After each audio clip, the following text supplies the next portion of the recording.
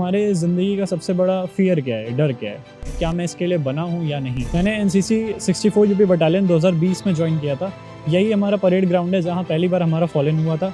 यहीं से हमारे सीनियर ने हमारे साथियों से इंट्रोडक्शन कराया था। फिर वो याद है कि हमारे बटालियन का ट्रेडिशन है कि हम फेयरवेल पार्टी ऑर्गेनाइज़ करें और उस वर्दी को पहन के एक ज़िम्मेदारी का अनुभव होना, देश के प्रति अपनी सेवा करना का एक नया एक्सपीरियंस होना अपने में ही रोमांचक है।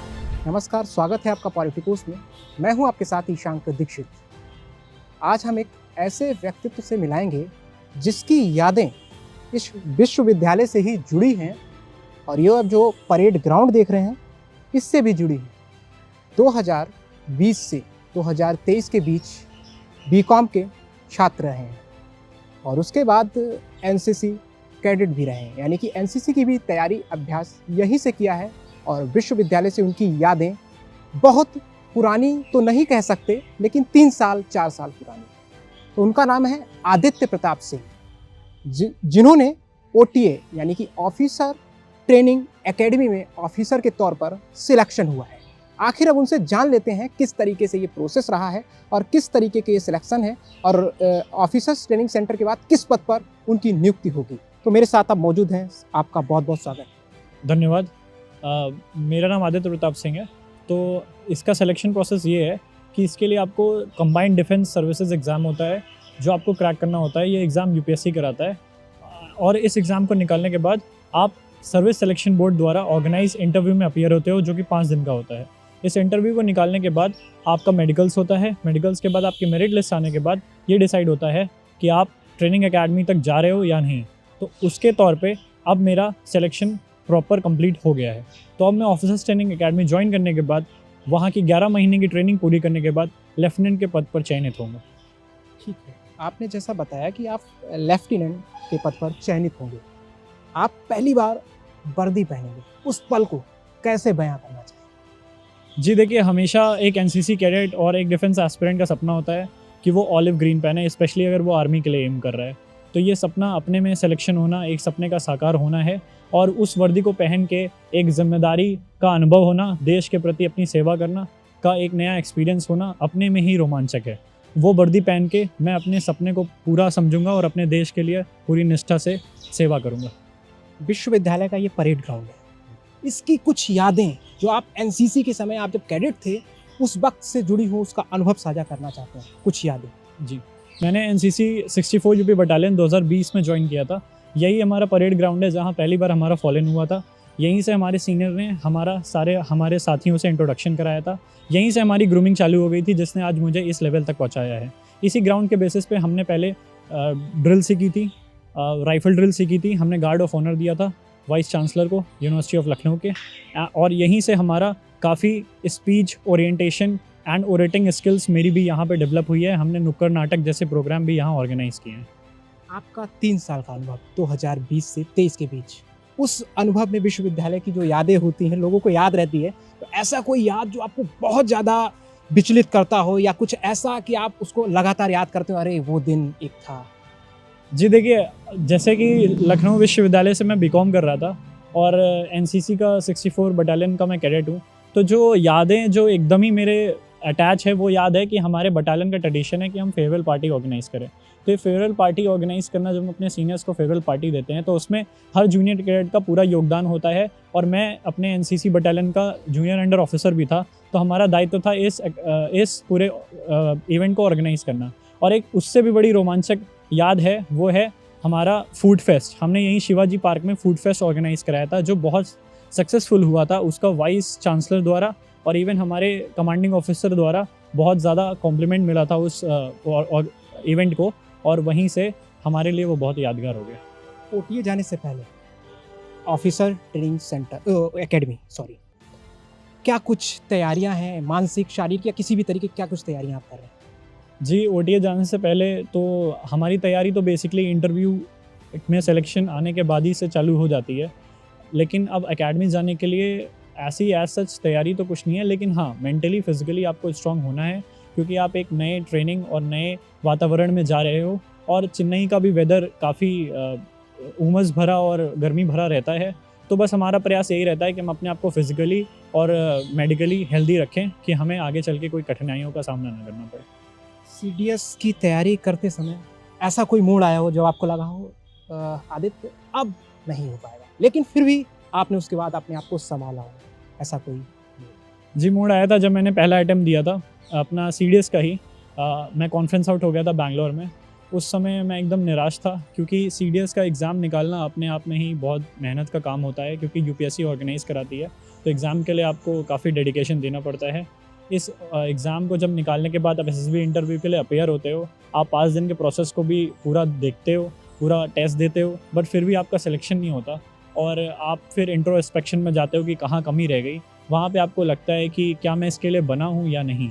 लेकिन वही है कि अपने सीनियर्स को देख के, अपने ऑफिसर्स जिनके मेंटरशिप में मैं था, उनको देख के, और काफ़ी अपने सैन्य अधिकारी हैं जिन्होंने हमेशा बड़े बड़े पदक जीते हैं, उनको देख के मुझे पता था कि यहाँ उसी की रिक्वायरमेंट है जो दृढ़ दृढ़ संकल्प से लगा रहेगा। एसएसबी आपने प्रयागराज में आपका सब सारा कुछ प्रक्रिया हुई, उस बीच ऐसा कोई सवाल या ऐसी कोई गतिविधि हो जो अभी आपको याद हो? जी, एसएसबी 14 एसएसबी प्रयागराज में था मैं, तो वहाँ एक सवाल मैं आपको इंटरव्यू का शेयर करना चाहता हूँ। वो सवाल ये था कि इंटरव्यू में ही से एक क्वेश्चन था कि तुम्हारे ज़िंदगी का सबसे बड़ा फ़ियर क्या है, डर क्या है? तो वहाँ पे मैंने कहा था कि मेरे माता पिता का देहांत ही मेरा सबसे बड़ा फ़ियर है। तो जो हमारे इंटरव्यूइंग ऑफिसर थे उन्होंने कहा था कि ये तो सबका होता है, कुछ और बताओ। तो ये थोड़ा-सा मेरे लिए इंटरेस्टिंग था कि अब इससे अलावा भी कुछ हो सकता है। तो मैंने उसी समय ये जवाब दिया था उनको कि सर, मेरा एक और सबसे बड़ा फ़ियर है कि मैं अपनी समाज के लिए कुछ ना कर सकूं और उसके बिना ही मेरे प्राण चले जाएं। और दूसरा मेरा सबसे बड़ा डर है कि मुझे मानसिक या फिज़िकल लेवल पे कोई बड़ी बीमारी हो जाए और जिसके चलते मैं इस अपने देश और समाज को कुछ योगदान ना कर सकूं। एक सच्चे लीडर यानी कि जो लीडर होता है उसके अंदर ऐसे क्या गुण होने चाहिए आपके अनुसार कि ये होंगे तो एक अच्छा लीडर होगा? एक लीडर हमेशा जब भी विपदा आती है, जिसको क्राइसिस कहते हैं, हमेशा क्राइसिस में लीडर आपको आगे आता दिखेगा।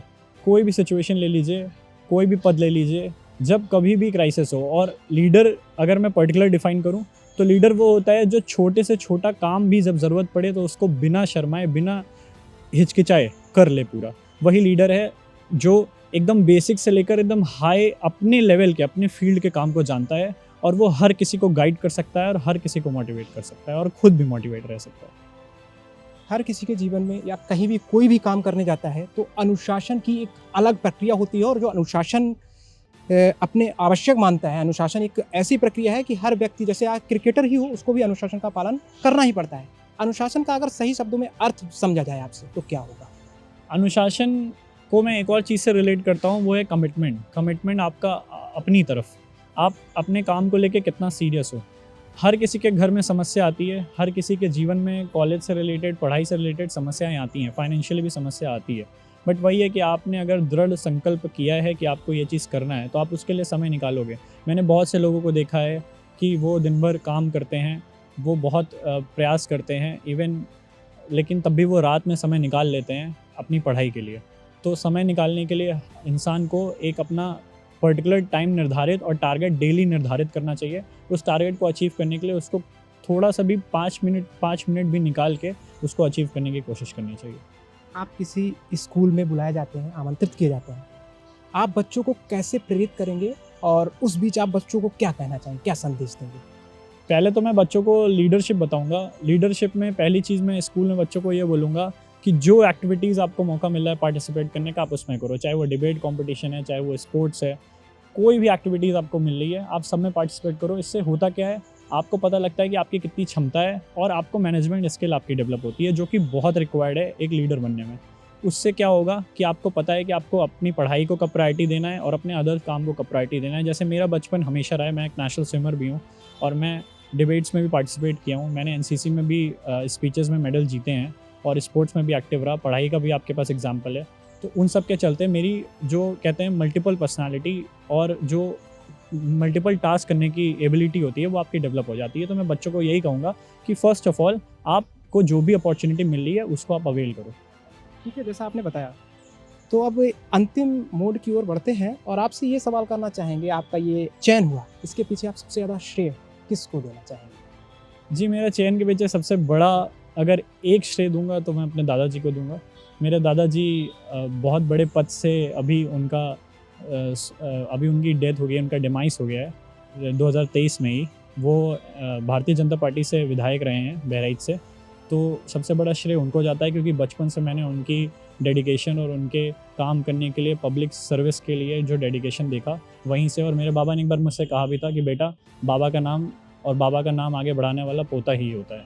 तो मैं अपने सबसे बड़ा श्रेय अपने दादाजी को ही देना चाहूँगा। ठीक है, अंतिम सवाल ये है कि जो विश्वविद्यालय में बाकी एनसीसी जो कैडेट्स हैं, आपका ये इंटरव्यू देख रहे हो, तो उनके लिए आप क्या कहना चाहेंगे कि जिस तरीके से वो एनसीसी कैडेट्स हैं, अपनी मॉक ड्रिल भी करते हैं, हर कुछ करते हैं और कहीं ना कहीं सारा प्रयास करते हैं, तो उनके लिए आप एक संदेश जो उनको देना चाहें अगर वो इस इंटरव्यू को देख रहे हैं? एनसीसी कैडेट्स के लिए संदेश है कि एनसीसी करके आपकी पढ़ाई नहीं छूटती। आप एनसीसी और पढ़ाई दोनों मैनेज कर सकते हो। और एनसीसी में आपको जो भी काम दिया जा रहा है, छोटे से छोटा, बड़े से बड़ा, जैसे हमारे यहाँ श्रमदान होता था तो श्रमदान में बहुत कैडेट्स नहीं आते थे। आप आइए, आप रोज़ आएंगे। एनसीसी आपको कॉम्रेडशिप सिखाती है, अपने ड्यूटी की तरफ रिस्पॉन्सिबिलिटी सिखाती है, अडेप्टेबिलिटी सिखाती है, जो कि बहुत एसेंशियल है। दूसरा मैसेज कैडेट्स के लिए ये है कि आप अपने सेमेस्टर एग्ज़ाम्स में सीरियस रहिए, पढ़ाई करिए, क्योंकि आपकी सेमेस्टर एग्ज़ाम्स और आपके डिग्री में आपका क्या परसेंटेज बन रहा है वो बहुत मैटर कर रहा है। क्योंकि आपकी जैसे एंट्री होती है एनसीसी स्पेशल एंट्री, तो उसमें डिग्री के हाई डिमांड्स हैं। तो वहीं से आपको ओवरऑल डेवलपमेंट एनसीसी एंड पढ़ाई को मैनेज करके करना है, और दोनों में से किसी चीज़ को भी छोड़ना नहीं है, पूरा डेडिकेशन से करना। ठीक है, अभी तो आप स्टूडेंट, ठीक है। अंतिम एक और सवाल छोटा सा, ऑपरेशन सिंदूर हुआ, उसको आप किस तरीके से देखते हैं और उसके बारे में क्या कहना चाहते हैं? जी, ऑपरेशन सिंदूर तो जो पहलगाम अटैक हुआ था उसका एक मुंह तोड़ जवाब है पाकिस्तान को। ऑपरेशन सिंदूर एक हमारा इंडियन आर्मी का और इंडियन एयरफोर्स का, इवन इंडियन नेवी का, ऑल आर्म फोर्सेस का एक प्रोजेक्ट है जो हमने वर्ल्ड को दिखाया है कि हम जो मेक इन इंडिया प्रोजेक्ट्स पे चल रहे हैं, जो हम जॉइंट कोलैबोरेशन करके इक्विपमेंट्स बना रहे हैं, S-400 हमने देखा, ब्रह्मोस देखा, ये सब चीज़ें हमारी ये ऑन लेयर प्रॉपर फंक्शनिंग हैं। और हमें जब रिक्वायर्ड है तो हमारी आर्म फोर्सेस इतनी कैपेबल हैं कि वो एक full fledge occupied and targeted attacks कर सकती हैं और अपने मिशंस को अचीव कर सकती हैं। तो ऑपरेशन सिंदूर एक हमारा वर्ल्ड को इंडिकेशन था कि इंडिया स्ट्रांग है, और इंडिया अभी जो 4th लार्जेस्ट इकॉनमी बन गया है, उसमें उसका आर्म फोर्सेस का बहुत बड़ा रोल है। Please subscribe to the channel and download the Politicos app from the links in the description.